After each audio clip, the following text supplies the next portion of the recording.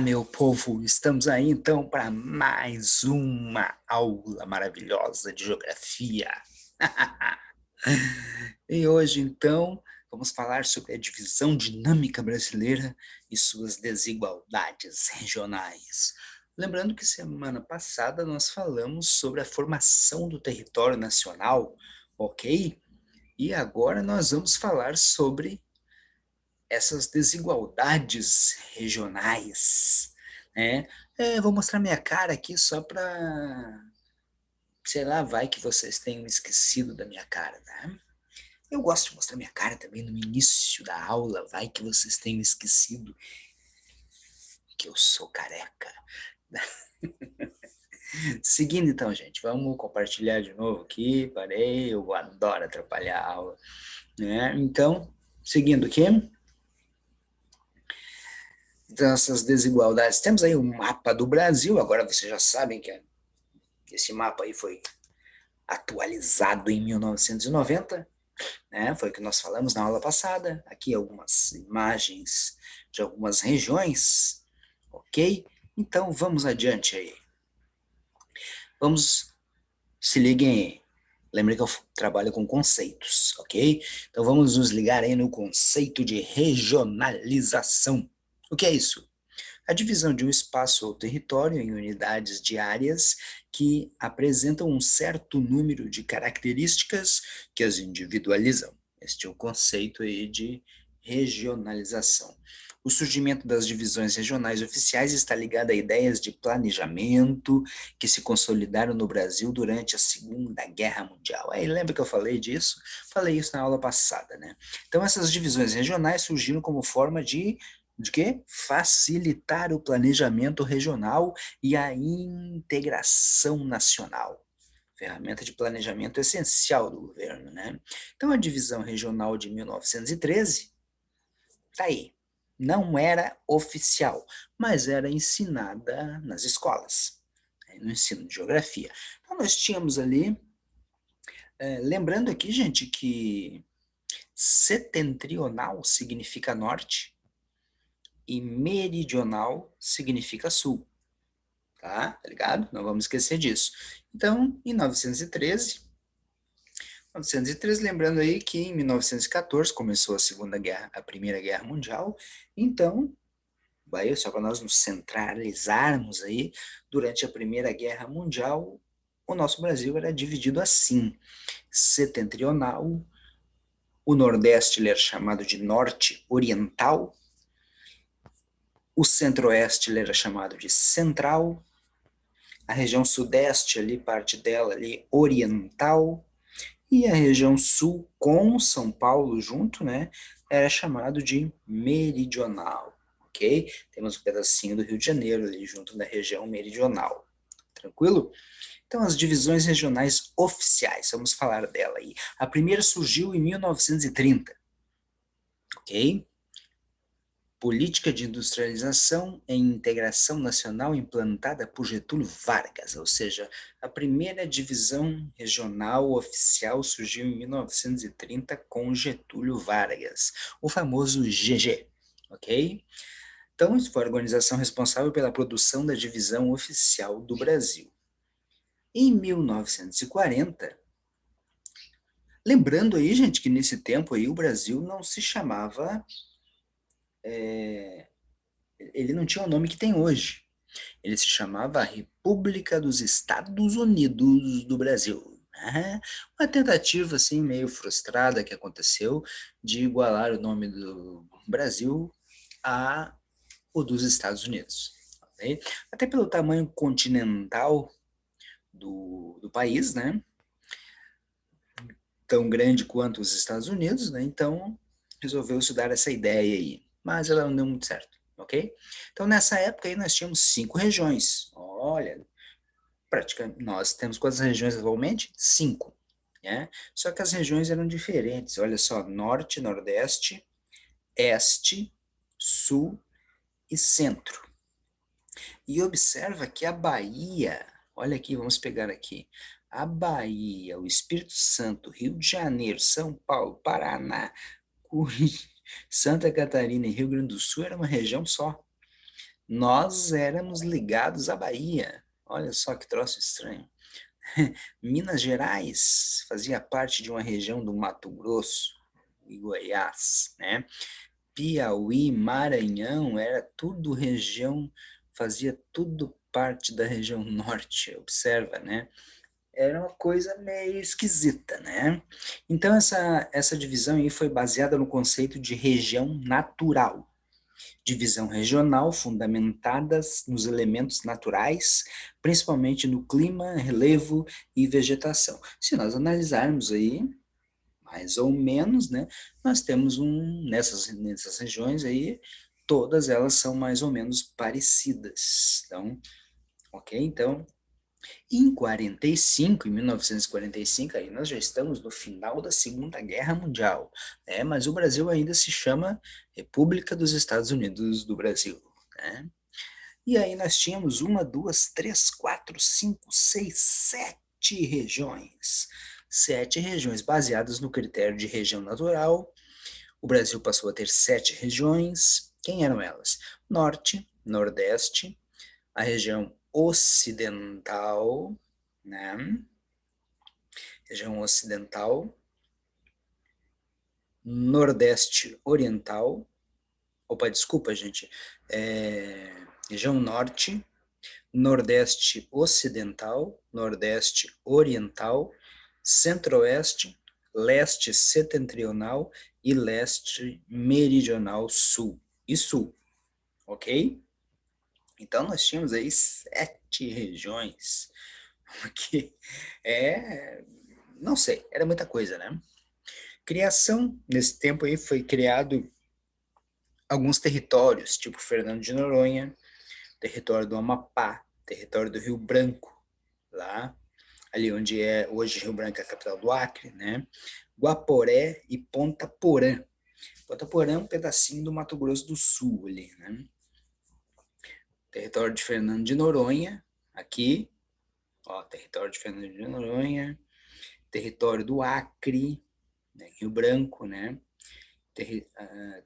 Aliás, aqui território do Acre, aqui território do Rio Branco, território do Amapá. Isso não eram estados, gente, isso eram territórios, ok?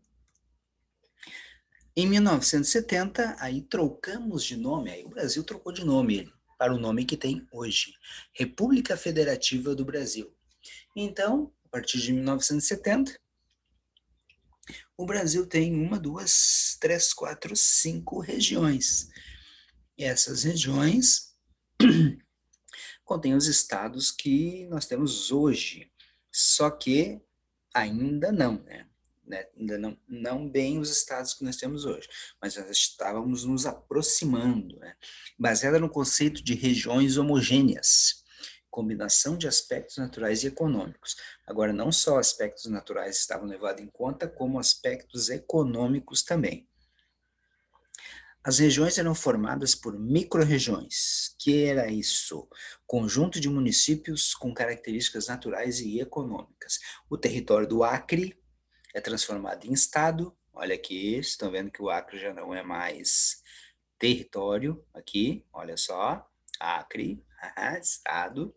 O estado de Rio Branco passa a ser denominado de território de Roraima, lá em cima, né? Aliás, desculpa aqui, território de Roraima, ok?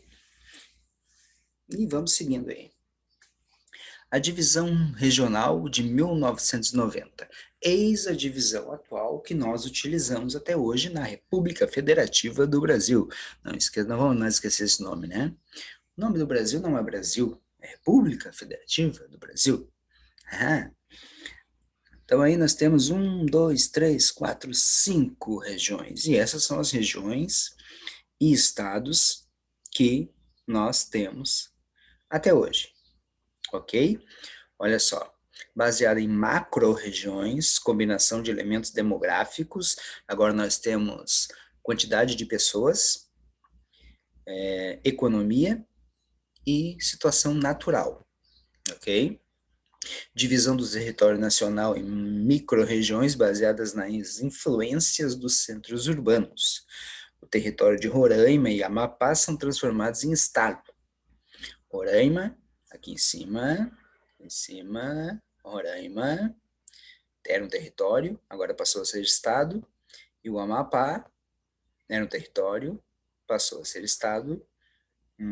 A criação do estado de Tocantins, desmembrado de Goiás, aqui, tudo isso aqui era Goiás, agora não. Agora é Tocantins. Por quê? Porque ele tem alguma coisa a ver economicamente, demograficamente, naturalmente com a região norte.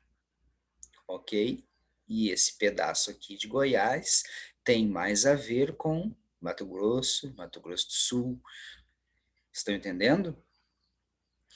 A criação do estado de Tocantins, né, e extinção do território de Fernando de Noronha, que agora é incorporado a Pernambuco. Então, ali, a ilha de Fernando de Noronha, agora faz parte a Pernambuco, ok? Meio estranho, né, porque ele está lá em cima e Pernambuco está aqui embaixo, né? Meio estranho. Ele tinha que ser anexado a Rio Grande do Norte, né? Mas foi isso que decidiram, ok? Essa é a divisão regional oficial atual do nosso Brasil. Bom, partindo disso, existem as regiões geoeconômicas ou complexos regionais, e o nosso Brasil é dividido em 3 complexos: o complexo da Amazônia, o complexo Centro-Sul e o complexo do Nordeste. Vocês observam que dentro de cada um desses complexos existem vários estados, alguns da própria região, por exemplo, ali no Nordeste, né? Mas também nós temos algum pedacinho, assim, de algum outro estado que não pertence àquela região. Da mesma forma que na região Sul, né? A região sul é só Rio Grande do Sul, Santa Catarina e Paraná, mas o complexo da região centro-sul entra o estado do Mato Grosso, São Paulo, Goiás, né? Um pedaço da Bahia, ali entra muita coisa ali, né? Então, como é que foi feito isso, né? Foi proposto em 1967, incapacidade de a divisão oficial traduzir o processo de integração e modernização nacional. Os complexos regionais refletem os resultados da integração econômica promovida pela concentração industrial da região sudeste, aquela região ali onde fica São Paulo, Rio de Janeiro, Espírito Santo, né? Os limites dos complexos não são os limites político-administrativo dos estados, é o que eu estava comentando agora há pouco ali, né? Os 3 complexos são esses aí que estão na tela. Vamos ver agora situações de cada um dos complexos. O complexo da Amazônia, domínio amazônico, fronteira de expansão da economia nacional e problemas entre desenvolver e preservar o maior bioma do planeta. Então, todo aquele complexo ali, vamos voltar aqui, toda aquela região ali do complexo da Amazônia possui essas mesmas situações, esses mesmos problemas, inclusive a de preservação da mata. O complexo do Nordeste, região com os piores índices de desenvolvimento humano do país, hoje vive um acelerado crescimento econômico em alguns estados. Voltando no mapa, nós observamos que existem alguns estados que não pertencem à região Nordeste, mas que estão na mesma situação. O complexo do Centro-Sul, coração econômico do Brasil, representa a integração do Sudeste industrial e financeiro com o Sul agrícola e industrial. Nossa, aqui. Né? Possui também graves problemas sociais como violência, poluição ambiental, falta de moradia. Então isso tudo foi aglomerado, ajuntado, essa palavra não existe, gente, né? Em um complexo só, em uma situação só. Então, a dinâmica regional brasileira. Tomaremos por embasamento a regionalização em complexos regionais. Então, vamos eliminar aquela questão das 5 regiões e vamos começar a falar nos 3 complexos. Por quê? Porque essa situação dos complexos, ela reflete com maior amplitude a situação nacional brasileira. Permite uma visão mais genérica dos aspectos gerais de cada complexo, ok? Então, o Complexo Regional da Amazônia compreende aí 58% do território brasileiro. As principais características são os aspectos naturais, no caso, um clima equatorial, domínio de terras baixas da Amazônia, floresta equatorial, bacia amazônica. Principais problemas aí são os mesmos, né? De povoamento, disputa de posse de terra, desmatamentos, queimadas, a poluição dos rios pela mineração. Hoje a Amazônia é fronteira de expansão agropecuária. Ok, então, vocês podem ver que esse complexo da Amazônia possui os mesmos problemas. Aspectos humanos e econômicos, baixa densidade demográfica. Quando falamos em baixa densidade demográfica, estamos falando em população, pouca população. Lembramos aí que demografia significa, demo é povo, grafia escrita, então escrita do povo, ou seja, uma forma de entender o povo.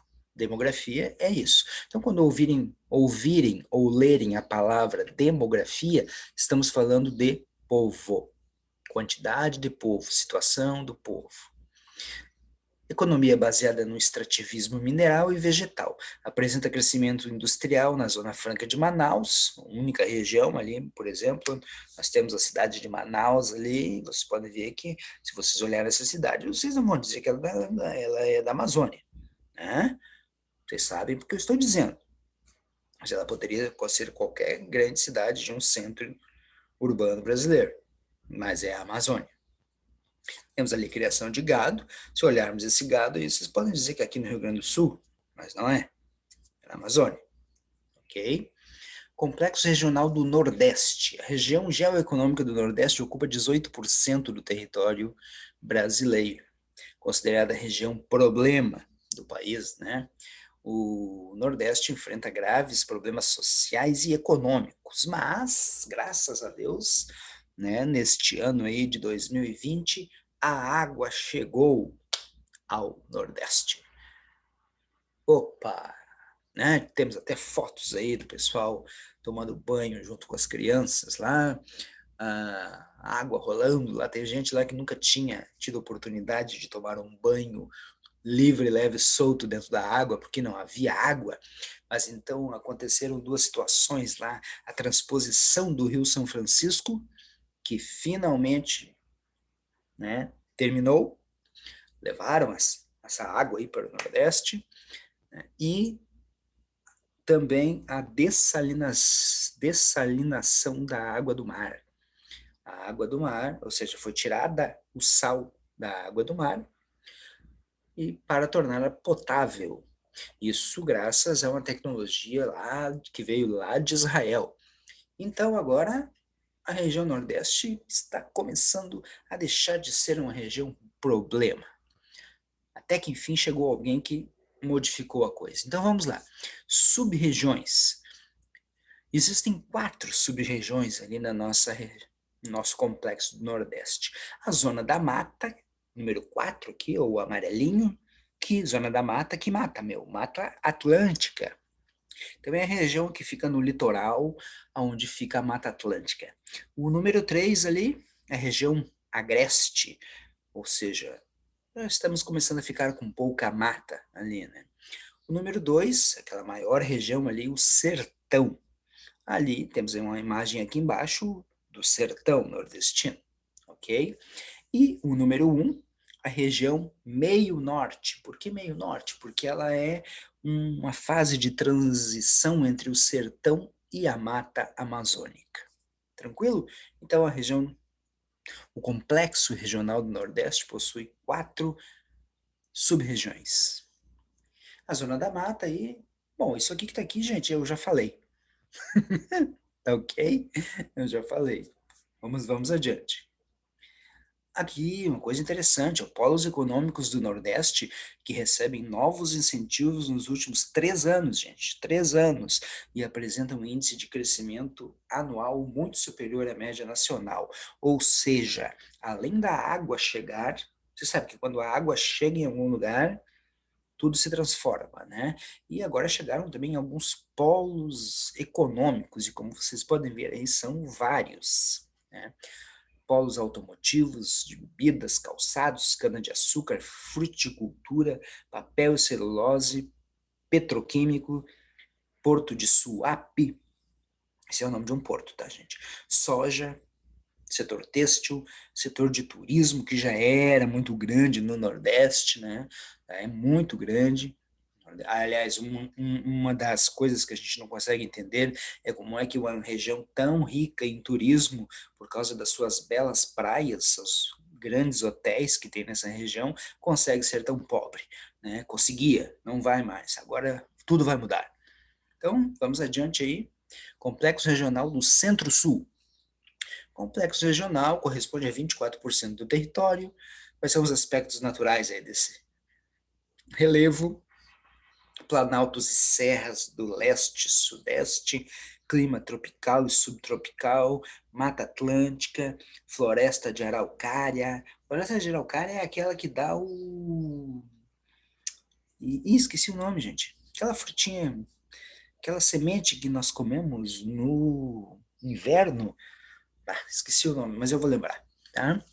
Rios importantes, Paraná, Uruguai, Tocantins e Paraguai. Ou seja, vocês podem ver que tem tudo a ver, tudo em comum, aspectos humanos e econômicos, né? É o complexo regional mais importante, Pinhão, gente, lembrei. Pinhão. O pinheiro de araucária, ele é que produz o nosso pinhão. A semente dele é o pinhão. Ele tem uma pinha, né, cheia de sementes, e é dali que sai o nosso pinhão, do pinheiro de araucária, ou seja, lugar que tem florestas de araucária, produz muito pinhão.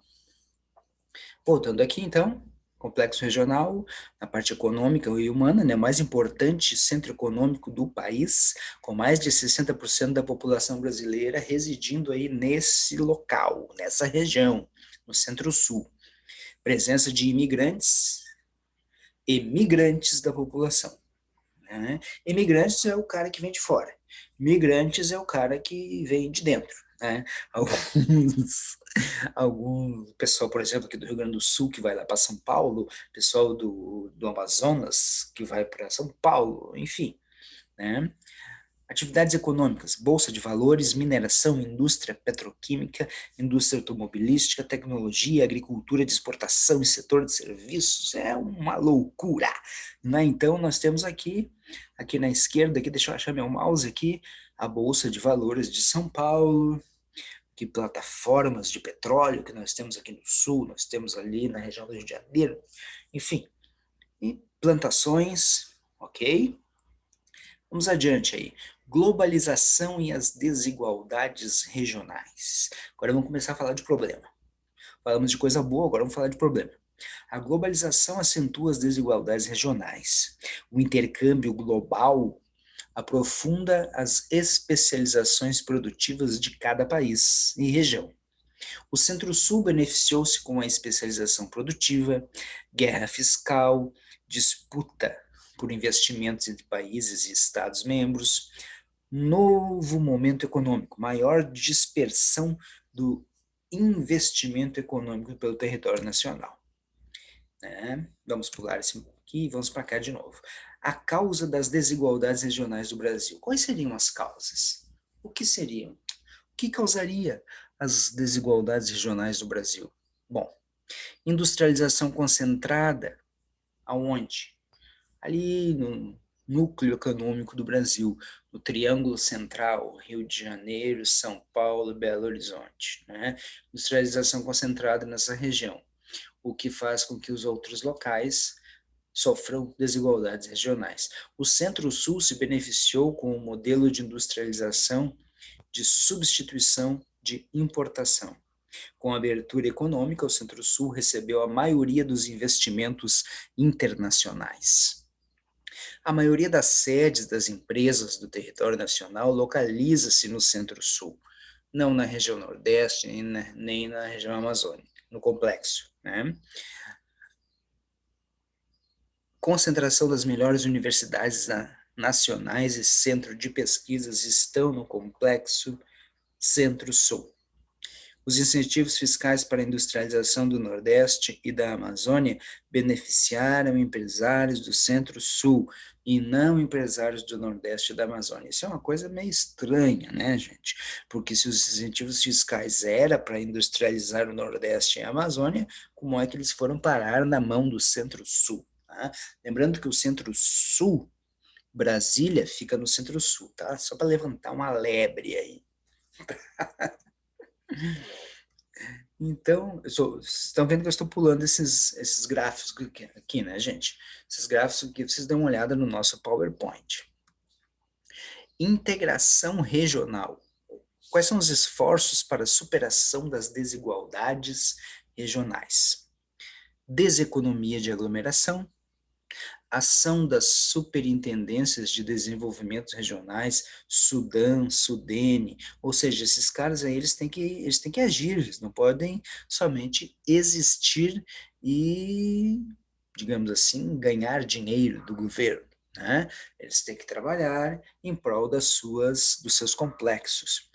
Novos fluxos de investimentos internacionais espalhados pelo território nacional, não somente na região Centro-Sul, esforços governamentais para superar as desigualdades regionais.